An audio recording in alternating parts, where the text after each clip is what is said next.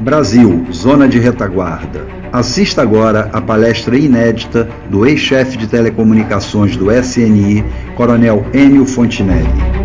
O tempo. Antigamente, os homens andavam muito mais devagar.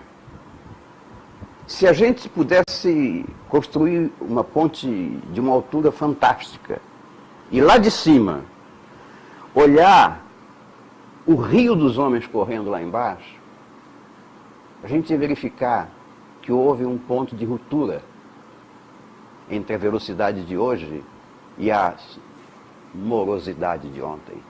Não faz tanto tempo assim. O divisor de águas foi a Segunda Guerra Mundial. Até o final da primeira metade do século, o mundo era um. Na segunda metade do século XX, o mundo se transformou inteiramente. Tudo isso como legado da guerra. Nós estamos fazendo uma filmagem. Essa filmagem só é possível por causa da tecnologia desenvolvida na Segunda Guerra Mundial.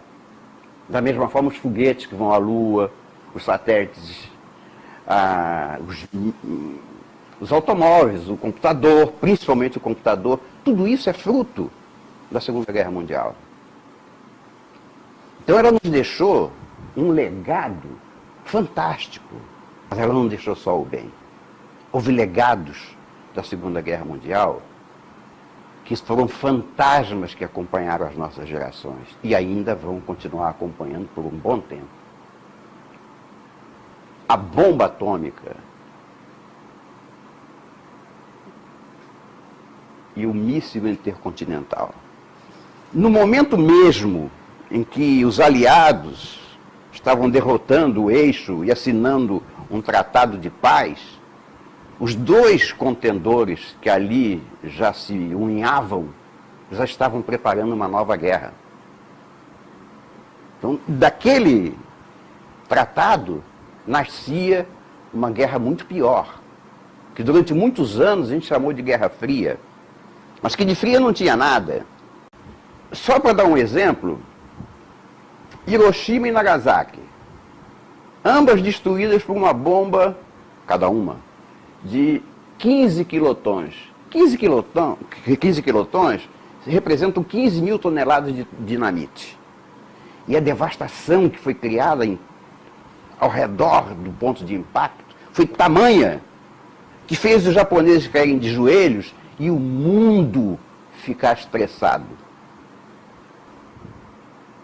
A bomba que foi lançada em Hiroshima e a bomba que foi lançada em Nagasaki eram bombas pequenas. Esse tipo de bomba hoje serve como espoleta das bombas de 1 megaton, que são aquelas que estão dispostas nos mísseis intercontinentais de hoje.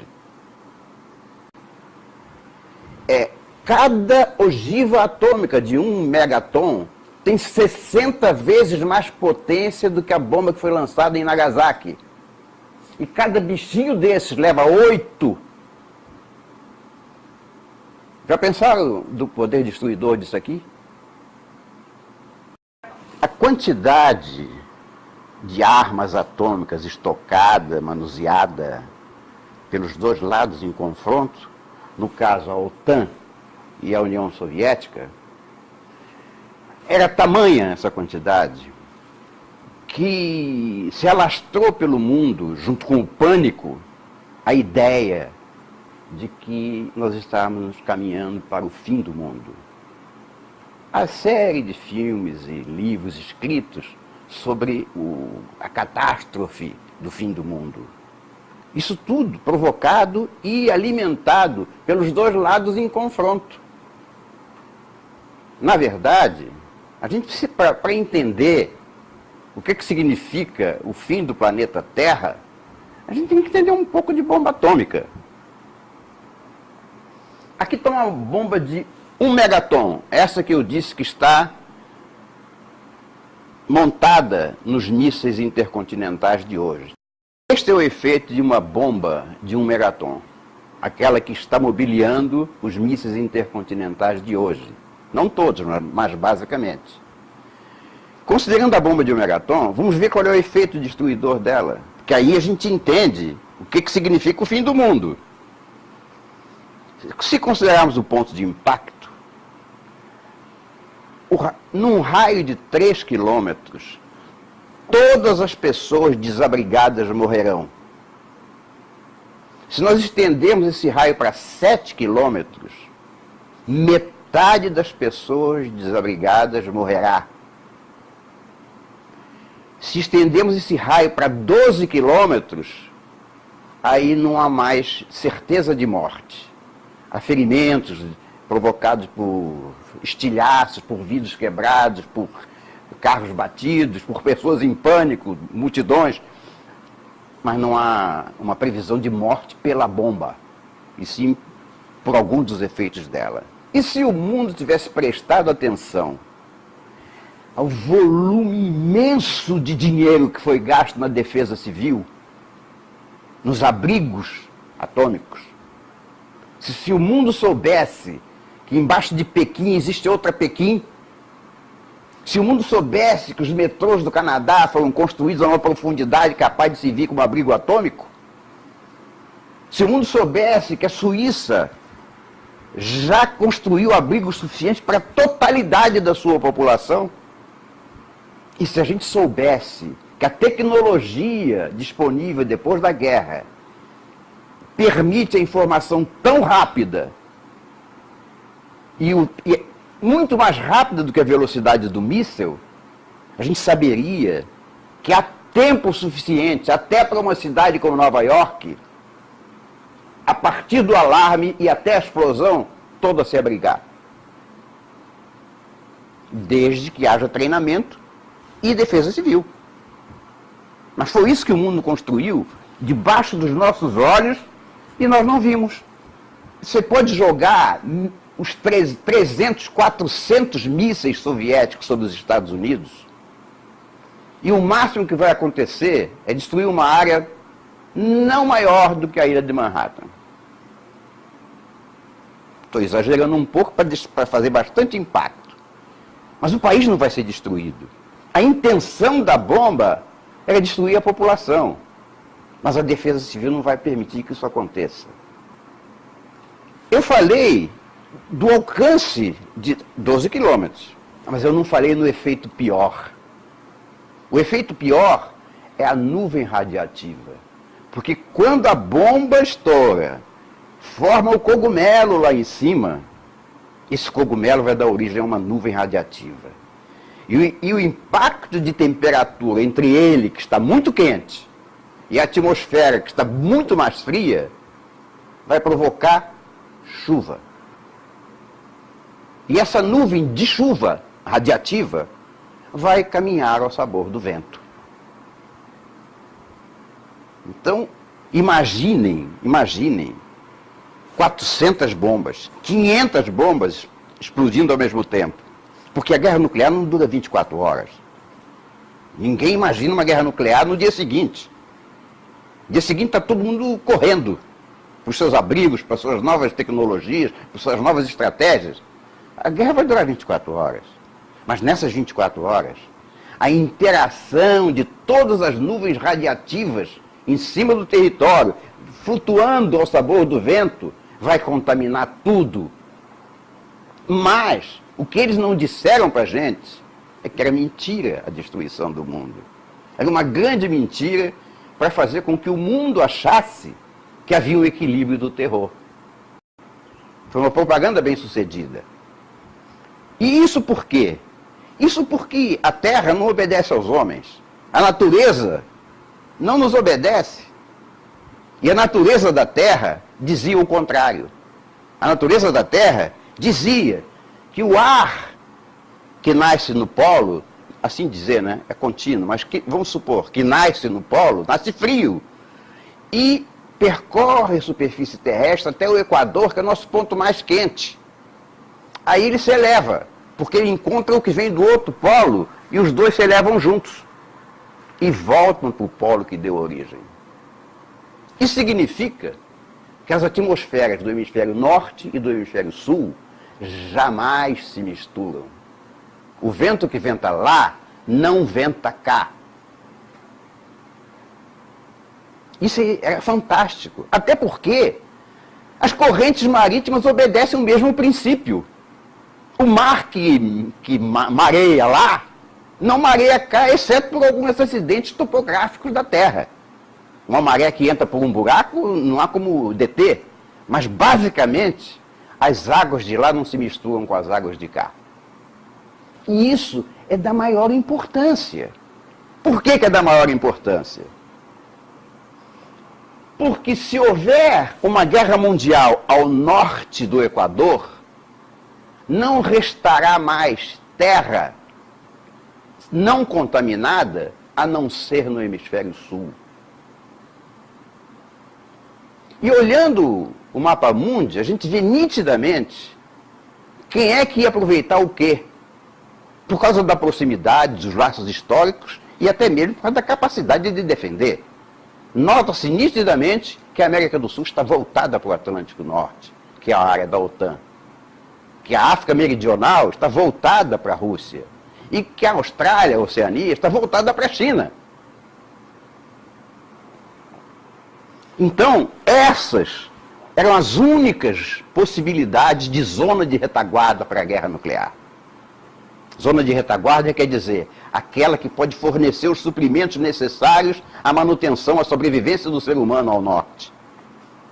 Constatado que a sobrevivência do hemisfério norte depende de uma zona de retaguarda no hemisfério sul, para cada um dos contendores, é óbvio, pela localização geográfica, pelas tradições históricas, pelos laços de amizade entre os países ao longo do tempo, ao longo da história, que a América do Sul está debruçada em cima da zona, é a zona de retaguarda natural da OTAN, porque ela está debruçada sobre o Atlântico Norte.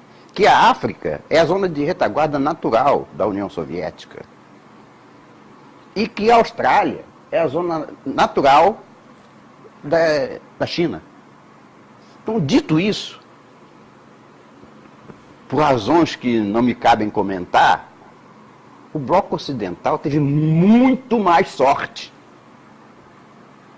Porque pegou uma zona de retaguarda que, primeiro, não precisava ser dividida. Porque o Brasil, por si só, é um continente. E era muito mais fácil trabalhar num país único do que num monte de países, como é o caso da África. Onde guerras internas entre tribos, falta de limite geográfico entre o sul e o norte, são terrenos contínuos, não há uma fronteira física, são fronteiras políticas. Diferentemente do Brasil, que a calha do Amazonas separa nitidamente o hemisfério norte do hemisfério sul. É claro que a Argentina, Paraguai, Uruguai também se viriam como zona de retaguarda, porque eles também não vão ser contaminados. Mas para que cuidar deles se você tem o Brasil todinho inteiro, um país único, à tua disposição? Agora, a mesma coisa não era verdadeira para os russos. Porque, embora eles tivessem a capacidade de transformar a África Meridional em zona de retaguarda, eles não conseguiram, apesar de todos os esforços. Vocês estão lembrados, cara, até os cubanos foram mandados pelos russos para a África, para combater aquelas brigas locais. Mas não tiveram muito sucesso, né? Não tiveram muito sucesso. A África não conseguiu se desenvolver. E com relação à Austrália, que está debruçada em cima da China, praticamente, descobriram que lá só tem canguru. Dito isso, praticamente não precisa demonstrar a enorme vantagem do Bloco Ocidental, da OTAN, sobre os oponentes. Constatado isso, a grande vantagem do Brasil como zona de retaguarda para uma guerra nuclear ao norte, os estrategistas da OTAN, e eu me permito daqui para frente falar dos Estados Unidos, porque era a potência da OTAN, era o embasamento de toda a estratégia da OTAN. Então os estrategistas americanos olharam para o Brasil com aqueles olhinhos de o que nós vamos fazer? Como é que nós vamos aproveitar isso? O que é preciso ter uma zona de retaguarda? Água, grãos, minérios, um parque industrial e o direcionamento de tudo isso para a população necessitada, que no caso eram os países ocidentais. Estou vendo a imagem de um estrategista americano abrir um mapa do Brasil, assim, em cima da mesa, e identificar o que existe lá que a gente pode aproveitar. Ao final da Segunda Guerra Mundial, o Brasil é um país monotonamente litorâneo. Toda a população brasileira se concentrava no mar. Então, o estrategista pensou, vamos fazer uma transferência de recursos do sul para o norte pelo oceano, porque o Brasil está aí no oceano. Aí alguém do lado dele cutucou e disse, não, que isso? Porque a Rússia está na África. Então essa zona aqui é zona de conflito no dia seguinte ao da guerra nuclear. Aqui vai ter uma guerra convencional, lutando pelos recursos existentes no hemisfério sul. Então traz essa linha de exportação para dentro do país. Não deixa do lado de fora. Não deixa perto dos russos. Então o estrategista americano, o que fez? Traçou uma grande seta. É aqui o nosso corredor de exportação. Mas não tem nada aí. O Brasil não desenvolveu isso. Aí vai começar todo um trabalho paulatino, pensado, necessário para transformar o Brasil numa zona de retaguarda, mas de uma forma sutil. Você não pode chegar e invadir um país e dizer, olha, você tem que botar isso, tem que fazer aquilo, tem que fazer aquilo outro. A forma de fazer isso tem que ser sutil. E qual é a sutileza do estrategista? Ele foi procurar o que significava para o Brasil desenvolvimento. Porque todo brasileiro queria transformar o Brasil num país viável, numa potência. Era o sonho do Brasil. Levantar o gigante que estava adormecido em berço esplêndido. Mas na nossa Constituição, desde 1904, existia a convicção de que era preciso interiorizar a capital. A Constituição de 1904 já falava em Brasília. O estrategista não deixou passar, não deixou barato. Primeira providência para construir o corredor foi construir Brasília. Agora, olha, nós estamos... Agora, tem uma visão mais ou menos não, completamente ampla, do que foi feito nesse período. Entre o sonho da zona de retaguarda, entre a seta vazia, e qual foi o resultado de todos os esforços para fazê-la um corredor de exportação debruçado sobre o Atlântico Norte. Brasília, rodovia Belém-Brasília. Olha aqui, Belém-Brasília, transformando Belém, aumentando o porto de Belém, para que ele tivesse capacidade, tonelagem suficiente para exportação. Nessa exportação, leia-se, exportação para as populações atingidas. Agora, só que a rodovia Belém-Brasília foi construída apenas como o abre-alas de outras duas vertentes muito mais poderosas do que uma rodovia. Uma ferrovia de grande porte e uma hidrovia de grande capacidade. Então foi imaginado pelo estrategista, desde lá, a ferrovia Norte-Sul, que saía de Brasília, perto de Brasília, e ia até o porto de São Luís. Se chama Porto de Itaguaí, em São Luís. Aí estava completado o transporte. Mas transportar o quê? O quê? Quando Juscelino pensou que estava imaginando Brasília, ele estava cumprindo um dever de casa que ele não sabia que tinha sido dado pelos que estavam financiando o projeto. E ao mesmo tempo que ele construiu Brasília e pensou em construir a rodovia Belém-Brasília, ele também mandou irrigar o Cerrado, que era uma área inóspita e que de repente foi transformada na maior produtora de grãos por quilômetro quadrado do mundo, com capital japonês. Que depois da Segunda Guerra nós sabemos, o Japão foi invadido pelos Estados Unidos politicamente e até foi proibido de ter exército. Então, a irrigação do Cerrado propiciou a geração de grãos Era uma coisa necessária. E a água? Bom, o aquífero amazônico, ele por si só é maior do que o segundo aquífero, que é o do Atlântico, que já era o maior do mundo até o outro ser descoberto. Então o Brasil detém mais de 2/3 da água mundial. Então, para os estrategistas do Norte, isso ao longo de vários anos, estavam sendo resolvidos os problemas. O problema da água estava resolvido, o problema dos grãos estava resolvido, o problema de como transportá-los para o Atlântico Norte estava resolvido, e o resto, tudo simultâneo. Nós sabemos que a vocação mineralógica brasileira estava em Goiás e Minas. Minas Gerais, por sinal o nome. As nossas minas estavam repousadas sobre Goiás e Minas Gerais. Não por coincidência, nesse período, foi descoberta uma só zona, uma só, Carajás, que era mais do que o triplo das outras duas juntas. Com uma vantagem extra, é que Carajás, por necessidade de exportação, e são os empresários brasileiros que precisavam exportar os produtos de Carajás. Primeiro precisavam transformar alguma coisa aqui, e essa transformação exigia energia elétrica. A energia elétrica era indisponível na região. Aí nasceu a necessidade de construir Tucuruí, a segunda maior hidrelétrica brasileira aqui. Exatamente para fornecer a energia necessária para a transformação dos minérios em produtos exportáveis para sair por que porto? A ferrovia Carajás, que vai até São Luís de novo. Então esses dois portos, Manaus e Belém e São Luís, foram previamente escolhidos e exponencialmente desenvolvidos para atingir a capacidade exportadora que hoje eles têm, e que na época não tinham quase nada. Tá bem, falamos nisso. E a capacidade industrial, onde está? Ela não está, ela já estava.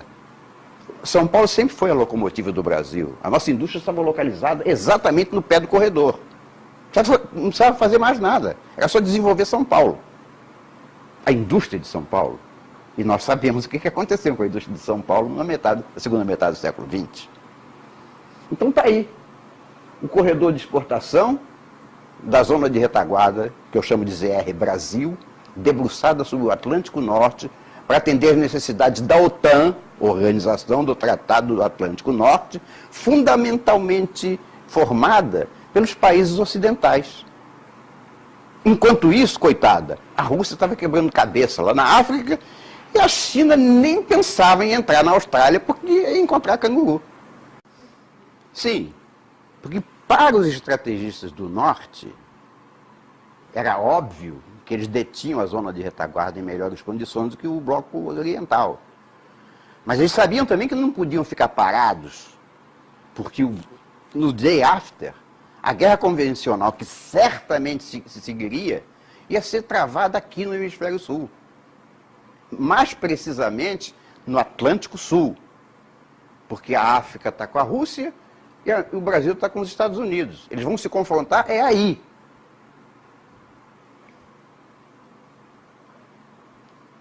Então pensaram logo na defesa. O que fazer para defender essa zona de retaguarda que nós já conquistamos? A defesa tinha que ser por terra, mar e ar. Agora, olha, pelo ar, tinha que ter uma superioridade aérea incontestável para poder trafegar no corredor de exportação. Agora, só que essa possibilidade de superioridade aérea passava por um fenômeno, um fator indispensável e que o Brasil não dispunha. É o controle aéreo.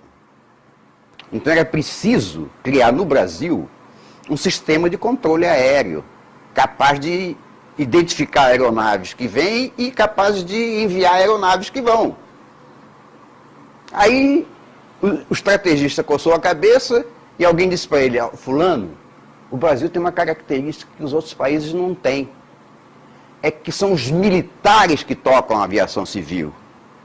Agora, como esse controle, se houver dinheiro que a gente bote lá para fazer o controle aéreo, como esse controle aéreo vai estar na mão de militares, Eu duvido que eles não façam defesa aérea simultaneamente, porque é uma questão só de software, os radares estão lá. Então, o Brasil criou, para essa defesa aérea, um negócio chamado SINDACTA. 4 centros de controle, pegando todo o nosso território. Manaus, Recife, Brasília e Curitiba. E o nome é sugestivo, Sistema Nacional de Defesa e Controle de Tráfego Aéreo. O defesa aí foi proposital. Com relação à superioridade naval, é inimaginável pensar que um porta-aviões brasileiro, que aliás nós só temos um, o São Paulo, pudesse confrontar um porta-aviões soviético. Como também é inimaginável que um contratorpedeiro brasileiro ou um caça-submarino brasileiro pudesse achar e enfrentar um submarino atômico da Rússia lá no fundo do oceano. Então, igual à superioridade aérea, quem vai fazer isso são os americanos, ou é a OTAN. Os navios que vão estar defendendo as nossas costas não são nossos, são deles. A guerra está ocorrendo no Atlântico Sul, nesse momento, mas é entre Rússia e Estados Unidos. Brasil e África não tem nada a ver com isso, é uma guerra entre eles. Mas, da mesma forma que no controle aéreo era necessário construir uma série de radares, também na guerra no mar, os navios furam, são atacados, incendeiam, enguiçam, furam o pneu. Então, é preciso um estaleiro para consertar. E o Brasil não tinha.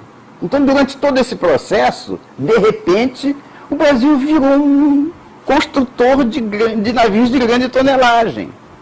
Surgiram estaleiros no Brasil capazes de construir e reparar navios de grande capacidade. Só como exemplo, todos os superpetroleiros da Petrobras, esses navios enormes que carregam petróleo, foram construídos em estaleiros brasileiros. A contribuição nossa para a defesa naval era o estaleiro. Com relação a tropas e equipamentos, esquece. Esquece porque é americano mesmo. Entre combater o russo ou o chinês com as nossas forças e deixar que os Estados Unidos entrem no Brasil e defendam, não há dúvida. Quem vinha para cá defender o território eram as tropas da OTAN. Agora, a gente viu a linha do Equador. A gente viu onde é que começa o hemisfério norte e termina, igualmente o sul. Mas sempre há o perigo da invasão pela Amazônia. Daí Cuba e Venezuela que não me deixam mentir. Mas não só a Amazônia, por si só, já é um obstáculo considerável, como a possibilidade de a gente ter tempo de reagir é infinitamente maior do que em qualquer parte do território. Então lá, não precisava ter uma defesa física constante, bastava um cordão de vigilância. E foi isso que foi feito. Essa vigilância foi concretizada através do projeto Calha Norte e do CIVAM. O projeto Calha Norte, para quem não sabe, foi um projeto imaginado pelo governo federal para dar presença federal em toda a nossa fronteira amazônica, do Amapá ao Acre. Mas, no final, só nasceram os pelotões do Exército espalhados nessa fronteira, que era o interesse da zona de retaguarda. Então, esse cordão do Exército lá não serve para defender, ele está lá só para vigiar, para dar tempo, para avisar que o inimigo está chegando, porque a floresta amazônica é o intervalo que as forças de segurança precisariam para confrontar o ataque vindo de lá. Da mesma maneira o CIVAM, é um sistema de vigilância aérea da Amazônia. Vigilância aérea da Amazônia. O próprio nome diz que ele não se trata de defesa, é vigilância. É para alertar a base de defesa que está em Manaus, do SINDACTA. Tá? Então, foram concretizados o SINDACTA, como eu falei, os estaleiros. A indústria bélica brasileira nasceu da necessidade de produzir aqui os tanques que fossem perdidos em combate. Porque lembrem-se, as fábricas dos tanques lá no hemisfério norte estão comprometidas no day after. É preciso trazer para cá a capacidade de construí-los. Então São Paulo, que já tinha uma indústria firme, estabilizada, também foi dotada de indústria bélica. Num sindicato fechadíssimo, que é o dos exportadores de armamento, de repente, com um passe de mágica, foi aberto um canal para o Brasil ser um exportador de armas. E na segunda metade do século XX, o Brasil foi um grande exportador de armas. Fabricou carro de combate, carro sobre pneumáticos, sobre lagartas, mísseis, lançadores de mísseis, munição. O Brasil se tornou um grande produtor de munição. Até os fuzis automáticos do Exército são comparáveis aos americanos. A indústria bélica brasileira nasceu, assim como a nossa indústria aeronáutica. A Embraer é fruto da mesma necessidade de construir aviões aqui. Claro, não com os nossos cérebros, nem com as nossas mãos. Com mãos e cérebros estrategistas americanos. E os aeroportos internacionais, que era uma necessidade óbvia para o desenvolvimento do país, eram as pistas ideais para pouso e decolagem dos aviões superjatos. Está aí. Como é que foi planejada a defesa da zona de retaguarda. Mas, no dia 22 de março de 1983, guardem bem essa data. Aliás, pensa que idade você tinha, o que você estava fazendo? Você já era nascido? Pensa no que você estava fazendo nesse dia, que a Guerra Mundial nunca esteve tão próxima quanto nesse dia. Nesse dia podia ter acontecido a Terceira Guerra Mundial atômica. Porque, poucos anos antes, a Rússia e os Estados Unidos tinham assinado um tratado cujo nome, pelo menos a denominação popular, era a antítese de um tratado. Tratado de Não Defesa. Que nome estranho. Tratado de Não Defesa. Quer dizer, eu vou brigar com você. Vamos combinar o seguinte, ninguém se defende. Difícil. Mas o Reagan, nesse dia, desnudou o que era esse tratado. O que era esse tratado. Porque ele foi para a televisão americana e declarou, ao vivo e em cores, que os Estados Unidos estavam iniciando a construção de um escudo espacial capaz de destruir os mísseis inimigos no ar. O Reagan dizendo assim, olha, eu vou construir um escudo espacial e vocês não vão conseguir me atacar. Acabou o equilíbrio do terror, agora só quem aterroriza sou eu. Olha o perigo disso. Claro que não estava construído o escudo, ele ia levar 7, 8, 10 anos para ser materializado. Mas a ameaça já estava feita. Esse projeto, ele teve um impacto tão grande que o senador Ted Kennedy deu um apelido que pegou: Star Wars. Então, o Star Wars foi o fantasma que se levantou do túmulo e envenenou ou concretizou nas cabeças soviéticas uma coisa inimaginável. Nós não temos tecnologia nem dinheiro para acompanhar o ritmo do desenvolvimento do escudo espacial americano. Aí, os cérebros soviéticos, principalmente os cérebros militares soviéticos, disseram assim, bom, se é para ter esse escudo, é melhor a gente atacar antes. Por isso é que a Guerra Mundial foi iminente. Eles tiveram a tentação de atacar. Então, quando esse panorama apareceu, algum luminar lá no Comitê Central do Partido Comunista Russo, disse assim, peraí, deve existir uma outra forma de atacar o mesmo problema. A gente pode retardar o processo deles para que a gente tenha fôlego, tempo, para poder acompanhar o ritmo tecnológico. Mas como? Como é que vamos retardar o processo deles? Só se a gente mostrar que não existe mais perigo de guerra. Como? A gente acaba o comunismo. Porque aí o mundo vai entender que não existe mais razão de conflito. E o Congresso americano vai entender que a enormidade de verba desviada para isso pode ser utilizada para outra coisa. Daí é que nasce o Gorbachev. O Gorbachev não é fruto de um desejo soviético de mudar o sistema, porque estava muito aprisionado, agora vamos nos liberalizar, vamos fazer o homem ser mais livre. Nada disso. O Gorbachev é fruto de uma derrota militar. Eles não tinham alternativa.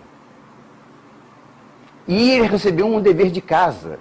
Um dever de casa muito explícito pelos militares russos, e que eu não estou dizendo por informação, por ouvir dizer, não, está escrito em documentos que são facilmente encontráveis.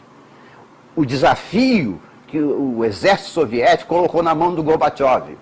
Olha, tá bem, você pode promover a glasnost e a perestroika, mas se você não obtiver a retirada dos recursos americanos para o projeto, nós vamos atacar. Então, esse era o dever de casa do Gorbachev. E ele cumpriu direitinho. Quando ele anunciou a glasnost, a perestroika, o Império Soviético se explodiu em 29 países. E com lutas internas, inclusive.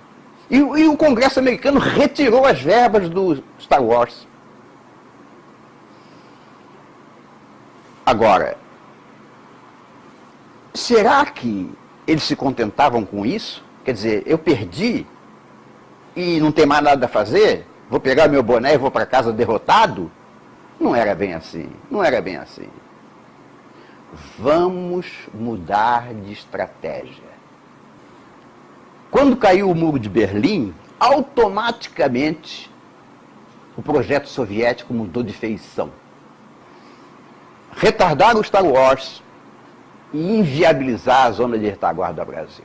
Porque ela era o credor da coragem americana. Porque o americano sabia que ele estava prestes, no momento de deflagrar a Guerra Mundial. Mas ele tinha um trunfo na manga, ele tinha um coringa. Ele tinha uma zona de retaguarda que os outros não tinham. E por saber disso, é que o Gorbachev entrou no jogo. Nós estamos chegando perto do Brasil de hoje. Porque esse retardamento está acontecendo até hoje. Quando caiu o Muro de Berlim, quer dizer, mostrando para o mundo inteiro a derrubada do comunismo, foi um show. As televisões do mundo inteiro mostraram quase que simultaneamente. Mas o que era inesperado aconteceu. De repente, os magnatas americanos e europeus viram nascer na União Soviética centenas de milionários ao mesmo tempo. E aí pararam, como milionário no regime comunista. Então o regime comunista foi uma farsa. Ele é incapaz de governar a economia. Então havia um capitalismo subterrâneo na União Soviética. Mercado negro, grandes milionários, trocas financeiras, tudo combinado com a cúpula. É o que está acontecendo aqui. Tá? O governo protegendo os magnatas russos e se tornando também eles magnatas, enquanto a população sofria a desgraça do comunismo. Mas isso Wall Street descobriu. E quando descobriu, apareceu um negócio chamado a Nova Ordem Mundial, que é um projeto muito antigo. Isso aqui vem lá da Idade Média. A gente já ouve falar muito de maçonaria, de Illuminati, coisas que vêm lá do passado e que sempre estiveram na veia do universo, pelo menos do nosso universo terrestre. Sempre estiveram nas nossas veias, esperando um momento para vir à luz. Tinha chegado o momento. Os magnatas dos Estados Unidos, da Europa, do Japão, perceberam que eles poderiam se aliar ao comunismo. Como? Era óbvio. Era um magnata perguntando para o outro: vem cá, você gosta de ter concorrência? Deus me livre. Na Rússia não tinha. A indústria que fabricava automóvel era do Estado. Não tinha concorrente. Então e quem é que fixava o preço? Quanto o povo aguentasse pagar, porque não havia concorrência. Que bacana. E imposto? Que imposto, rapaz? É o Estado que está fabricando. Mas que regime bacana, hein? E eu aqui pagando imposto, eu tendo que botar projeto no Congresso para ver se defendo a minha siderurgia, o outro... Não era necessário nada disso se a gente tivesse comunista. Então, foi o plano maquiavélico, o demônio entrando sobre o mundo. Foi exatamente quando os magnatas do mundo ocidental resolveram que a solução era o comunismo. Aí, a gente consegue entender uma coisa que era inexplicável. Como é que os Estados Unidos, a OTAN, que levou meio século para desenvolver uma zona de retaguarda, de repente deu as costas para ela?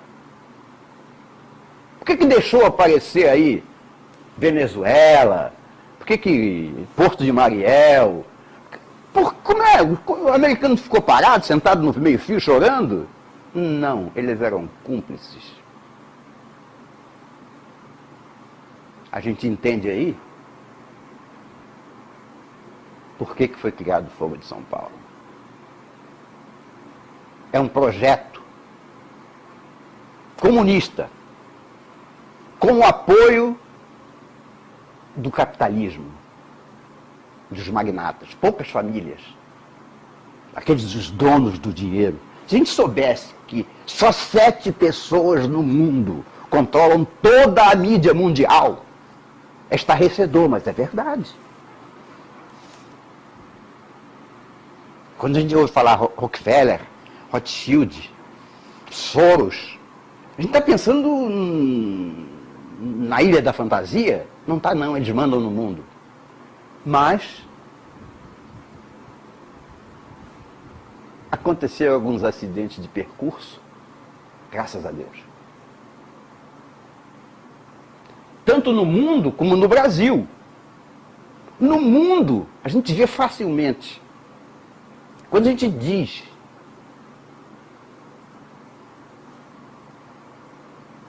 que isso aconteceu, a gente não entende exatamente qual é o espírito da coisa. Isto levantou a opinião pública americana de uma forma tão radical e levantou um nacionalismo que estava oculto, preso na garganta. E os magnatas perceberam que eles eram vulneráveis a ataque no seu quintal. Então eles começaram a rediscutir o problema. Espera aí, não era bem isso, a gente não tinha combinado isso. Eles queriam regimes totalitários no mundo inteiro, independente de ser comunista, império, califado, o nome que quisesse dar, desde que o regime fosse totalitário, que a população fosse escravizada e o capitalismo dominasse as bases da economia mundial. Daí o Estado Islâmico apareceu também. Não o Estado Islâmico, os muçulmanos, os árabes, porque para eles interessava também a manutenção do poder. Quer dizer, qual é o califa lá, o sheik, que não tem medo da população se voltar contra a riqueza dele? E se a nova ordem mundial garantia para ele que ele continuaria totalitário e que a economia ia caminhar embaixo de forma a escravizar a população, o nome que se desse não tinha importância. O segundo acidente de percurso é bem definido, porque depois de todo o desdobramento da queda, vamos chamar assim, do Império Soviético, aquele esfacelamento, o poder soviético acabou na mão do Putin, que é KGB. Ou seja, todos os projetos da antiga União Soviética eram os mesmos projetos que estão na cabeça do Putin. Isso ficou muito claro quando ele disse textualmente que ele pretendia reconquistar os territórios perdidos. E colocou isso em prática logo na Crimeia. Quando a Ucrânia se declara favorável à incorporação à OTAN, ele invade a Ucrânia. Invade de forma indireta, mas nitidamente russa. É o outro acidente de percurso. A tentativa da Rússia de reconquistar o espaço político perdido, que não estava nos planos da nova ordem mundial. A gente não tinha combinado isso. Em seguida, aparece o Estado Islâmico. Também não tinha sido combinado. Quer dizer, teoricamente, para a nova ordem mundial, qualquer regime totalitário serve, ou servia. O sheik, o califa, o ayatolá, cumpriam todos os papéis. Eles eram totalitários e o capitalismo grossando embaixo deles. Perfeito para o projeto. Mas a tolerância com que os árabes conduziram o processo de formação da sua juventude, deixando que os extremistas ocupassem espaços cada vez maiores, foi a célula máter, a semente, o ovo da serpente do terrorismo internacional. É que esses terroristas ganharam tanta confiança que resolveram conquistar um espaço físico que antes não tinham. Eles estavam escondidos no Afeganistão, no Paquistão, na Arábia Saudita. Não bastou. Eles resolveram criar um Estado com território. Nasce o Estado Islâmico que estava fora do programa. Porque o programa do Estado Islâmico é acabar com a civilização ocidental via religiosa. O maior inimigo deles é o cristão. Isso não estava nos planos da nova ordem mundial, porque eles são cristãos. Agora, mais estarrecedor que tudo isso é que a Rússia, no século XXI, eu vou repetir, hein? No século XXI, construiu o maior abrigo nuclear do mundo, nos Montes Urais, ligado a abrigos nucleares em Moscou, até com rodovias subterrâneas. O que é isso? Para que abrigo nuclear se não vai ter guerra nuclear? Isso foi um acidente de percurso e tanto. A nova ordem mundial rachou. Os magnatas racharam. Muitos deles deram um passo para trás. Não é isso que a gente quer. Nós estamos em risco. Aí, eu imagino uma reunião da Trilateral, ou da Comissão de Bilderberg, que tudo isso faz parte do projeto da nova ordem mundial. Eu imagino eles reunidos e dizendo assim: meu Deus, a gente entrou num barco furado. Nós estamos colocando a cabeça na guilhotina. Como parar isso? Dá tempo, dá tempo. Aí eles olharam em volta disseram dá, ainda dá tempo. Por que que dá? Dá porque o que a gente pensou que ia acontecer para o domínio mundial, que era a comunização da zona de retaguarda dos Estados Unidos, ainda não aconteceu. Não aconteceu? Não, porque lá também houve acidentes de percurso. O primeiro deles foi que a nação brasileira é essencialmente cristã. Então, dentro do ânimos, dentro da alma brasileira, existe o sentido de Cristo, existe o sentido de justiça, existe o sentido do bem. E aí, esse obstáculo formou um muro praticamente intransponível para os projetos do PT,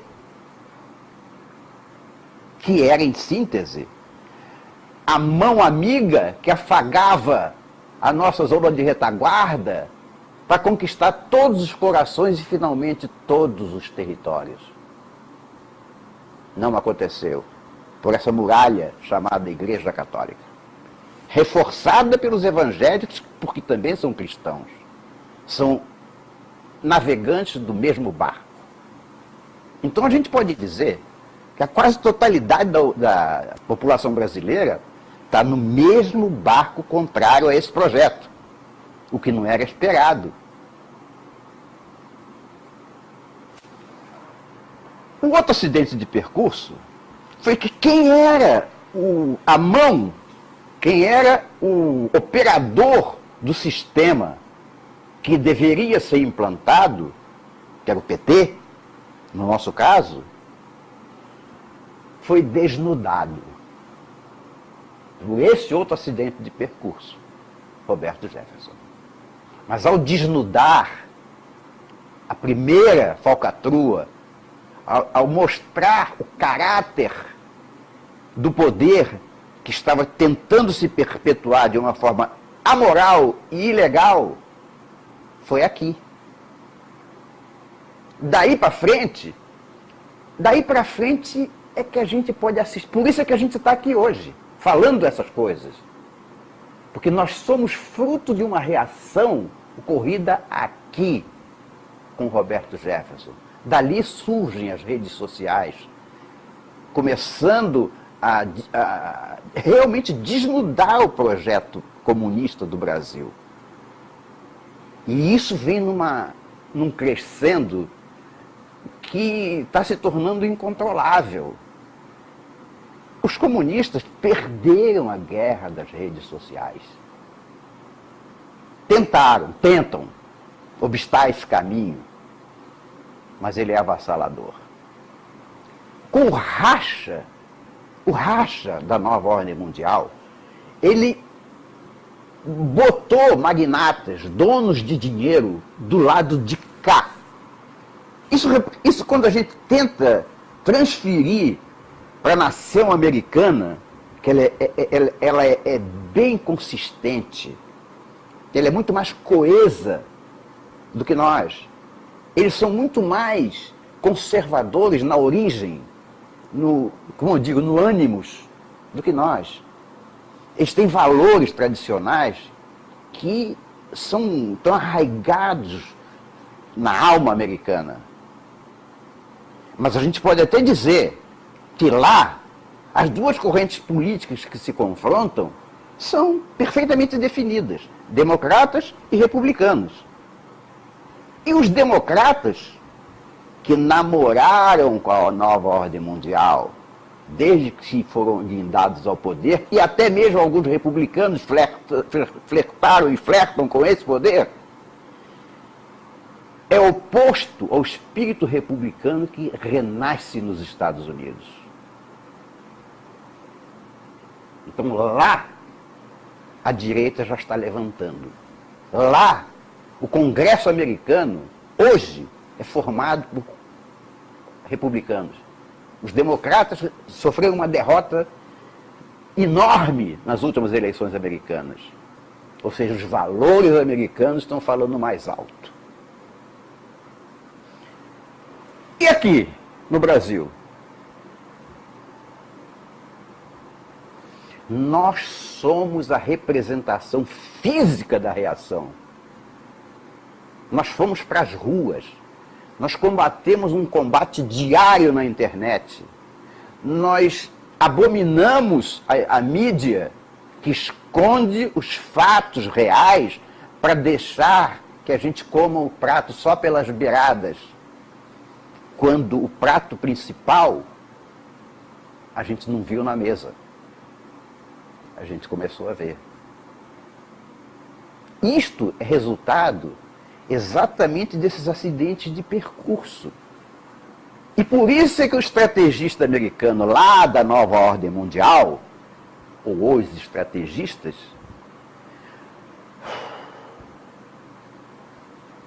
descansaram, ou pelo menos respiraram. Porque o projeto de dominar a ZR Brasil não vingou. Hoje, nós estamos em luta. Nitidamente nós estamos vencendo. O sonho comunista agoniza. O projeto comunista que tentaram colocar nas nossas costas está se esvaindo. O PT está morrendo. Ao morrer, tal qual uma fileira de dominós, o PT leva junto, de roldão, Colômbia, Venezuela, Argentina, Cuba, leva tudo isso. E lá no final, ainda leva a Rússia. Um projeto comunista está no fim. Nós estamos vencendo? Estamos. Estamos perto? Estamos. O que falta? Muito menos do que supõe a vã filosofia. Falta pouco. Faltam poucos passos. Mas eu não vou dizer aqui que passos que faltam. Eu sei os meus.